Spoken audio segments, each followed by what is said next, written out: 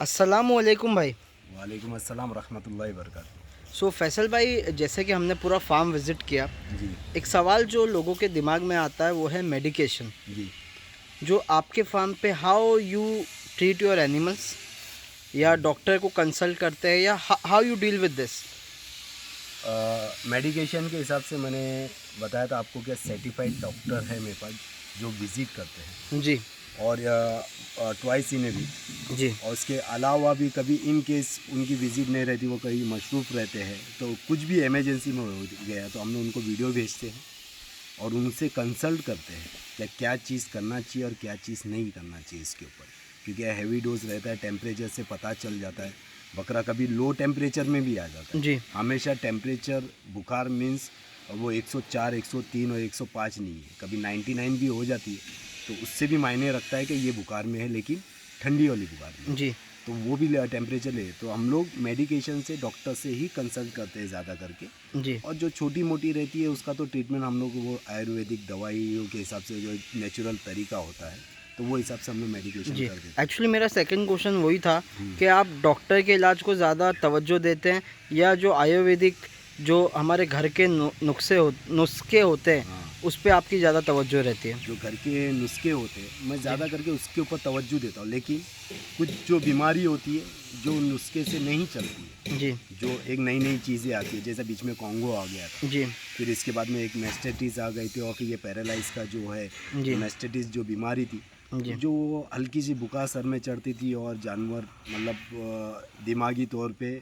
भूल जाता था हर चीज़, और उसके पीछे का वाला हिस्सा, कमर के नीचे वाला हिस्सा बैठ जाता था। उसको पैरालाइज बोलेंगे ना, सिंपल पैरालाइज भी शब्दों में? बोलते हैं, लेकिन वो पैरालाइज और ये दो तरीका होता है। अच्छा। लेकिन ये चीज़ है, एक फुल पैरालाइज होता है और एक ये एक है पीछे से हाफ, हाँ, आधा बैठता है। आधा बैठता है, तो पीछे वाले पैर ही ज़्यादा करके प्रॉब्लम में आते थे, और ये जी बीमारी बहुत ज़्यादातर फैली हुई थी। जी तो उसके लिए हमारे को डॉक्टर ही इलाज करना ज़रूरी पड़ा, और अल्हम्दुलिल्लाह मॉर्टेलिटी हमारे यहाँ पर बिल्कुल नहीं है, ज़ीरो है, अल्लाह का शुक्र है। अल्हम्दुलिल्लाह।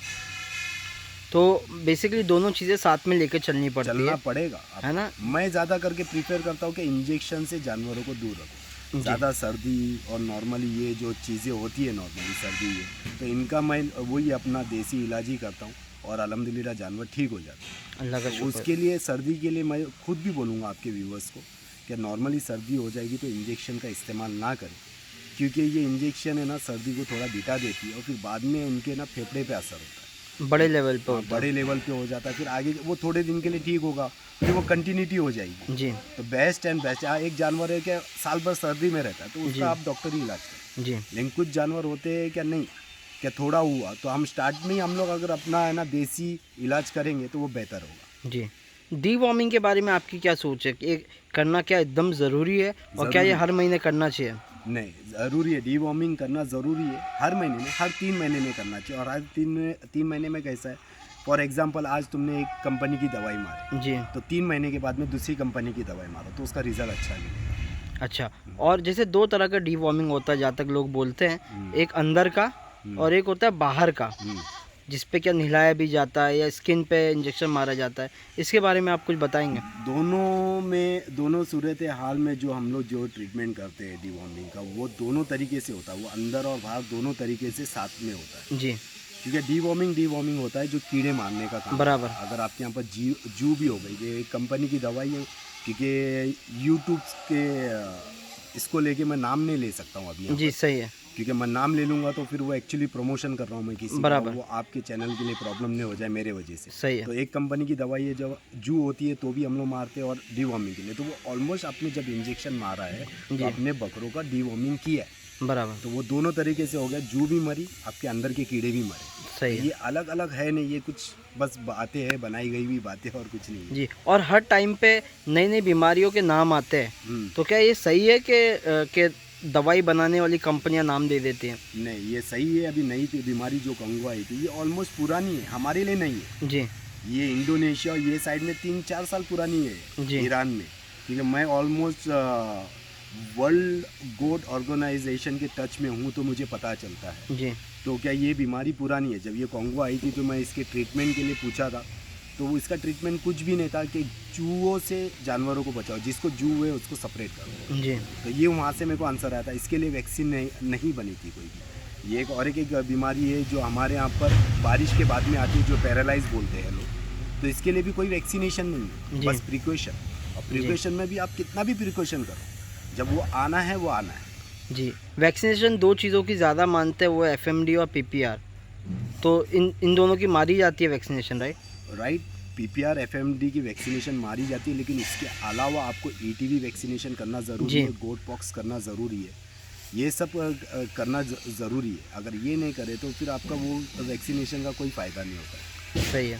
सो माशाल्लाह आपके बकरों को तो सारी चीज़ें यहाँ मुहैया हो ही जाती हैं।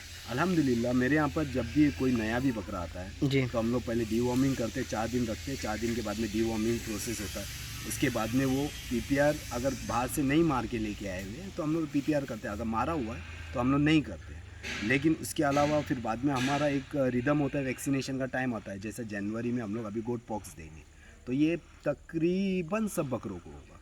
ऐसा नहीं है कि ये मेरे बकरे कुछ है तो उनको ही दिया जाएगा, ये कस्टमरों के बकरों को भी दिया जाएगा।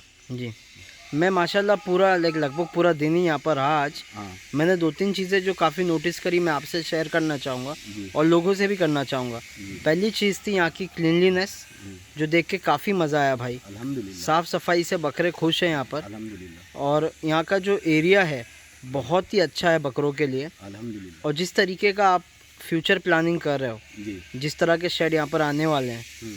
काफ़ी नए लोगों को आर के गोट फार्म से जुड़ने का मौका मिलेगा इंशाल्लाह। इंशाल्लाह आप लोग आओ, भले आप मेरे कस्टमर हो या नहीं हो, जी आप लोग आओ। अगर आपको फार्म देखना है या आप लोग कोई फ्यूचर में फार्म का प्लान करें तो आप लोग आओ, आप लोग ऑलवेज वेलकम है। मैं यहाँ पर ही बैठा हुआ मिलूँगा, डेली आता हूँ और जी। यहाँ पर ही मिलूँगा। सुबह 10 से लेके 5 के बीच में आप आओ, विज़िट करो, जो क्वेश्चन है आपके बेझिझक करो। मेरे यहाँ पर ऐसा नहीं है कि आप आओगे कि भाई मिलना है, बकरे नहीं है, कुछ नहीं है तो आपको गेट बंद कर देंगे, गेट के अंदर एंट्री नहीं देंगे। मैं यहाँ पर बैठा हुआ हूँ, आप बिंदास आओ, मेरे साथ में आओ, बैठो, चाय पियो, जो सवाल है आपके सवाल करो।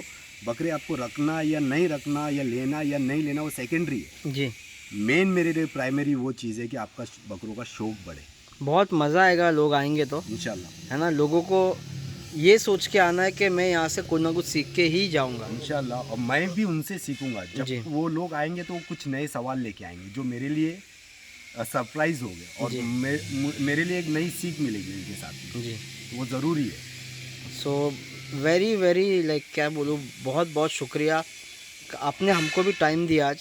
नहीं, आपने मेरे लिए नहीं। टाइम दिया, आप इतने दूर नहीं, से नहीं। आए, ये मेरे लिए बहुत बड़े मतलब गर्व की बात बोली जा सकती है। और मेडिकेशन के हिसाब से मैं बोलूँगा तो आप सुबह से एक बोर यहाँ पर घूमता हुआ देख रहे हैं। बराबर, हाँ ये बोर मेरे यहाँ का नहीं है, ये हाँ। कहीं और फार्म पे था, जी। बहुत अच्छे जगह पे था, मैं नाम नहीं लूँगा किसी का वहाँ पर, क्योंकि मैं किसी को बदनाम करके अपनी सीढ़ी नहीं बनाना चाहता हूँ। जी जो कुछ हूँ अल्हम्दुलिल्लाह, अल्लाह ताला जैसे भी अल्लाह ताला बढ़ाएगा। मेरे को किसी को नीचा गिरा के ऊपर नहीं चढ़ना है। जी। तो मैं चीज़ है, वो जो बकरा आया था वो आया था मेरे एक दोस्त का है, मतलब हाई लेवल वो इसमें पैरालाइज में था, मतलब वो लेके आया था हमारे यहाँ पर सल्ला मारने के लिए। जी तो हम लोगों ने बताया उनको कि अब आज मारने वाले तो 10 दिन का हमारे को टाइम दो, और 10 दिन के बाद में आप सल्ला मारो, अगर नहीं होता है ठीक है। माशाल्लाह आपने देखे सुबह घूमते हुए उसको और किस तरीके से चल रहा था। सुबह घूमा, 2 कोटा बकरों को मारा वहाँ पर फीड रखी थी, वो खाया। हाँ, तो मतलब अच्छा वो एक्टिवनेस है। एक राजा हो गया यहाँ का। हाँ, उसका माशाल्लाह नाम डेनी है ना? डेविड नाम। डेविड नाम है, डेविड एक्चुअली वो इत्तेफाक से नाम गिरा मेरे को, जो जिनका बोर है जी वो बाहर के फार्म पे से आया, मुझे नहीं मालूम है। तो वो मेरे को बोले भाई नाम इसका भी तुम्हारे को रखना है।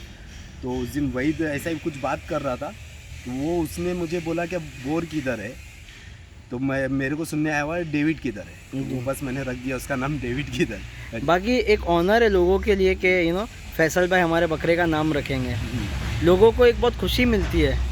बहुत सारे लोग आते हैं, डालते हैं फोटो वीडियो। ये मेरे लिए बड़प्पन की बात है कि आप लोग मुझे इतनी रिस्पेक्ट देते हो और नाम पूछते हैं अपने बकरों का। जी, रिस्पेक्ट के साथ साथ जो आपके प्रति प्यार है लोगों का, अल्हम्दुलिल्लाह, है ना, वो क्योंकि आप बहुत ओपन हार्टेड हो।